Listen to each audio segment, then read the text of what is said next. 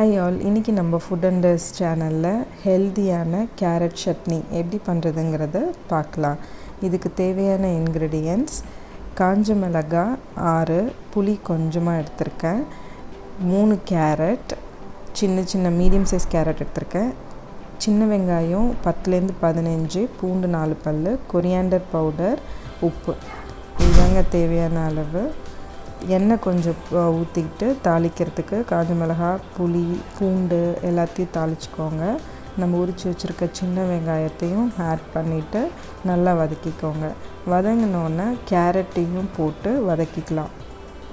Coriander powder நான் இன்றைக்கி எடுத்திருக்கேன் 1 டீஸ்பூன், சால்ட்டு கொஞ்சம், நீங்கள் கொரியாண்டர் சீடு கூட ஆட் பண்ணிக்கலாம் 1 டீஸ்பூன்.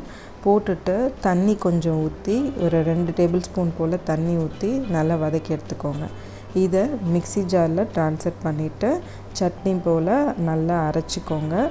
அரைச்சிட்டு இது தாளிக்கிறதுக்கு கடுகு, உளுத்தம்பருப்பு, கருவேப்பிலை எல்லாத்தையும் தாளித்து ஆட் பண்ணிக்கலாம். ஸோ இது ரொம்ப ஈஸிங்க. இட்லி, தோசை எல்லாத்துக்குமே நீங்கள் சர்வ் பண்ணலாம் இந்த சட்னியை. நீங்களும் ட்ரை பண்ணி பார்த்துட்டு உங்கள் ஃபீட்பேக்கை ஷேர் பண்ணுங்கள். Please subscribe our channel. Thank you.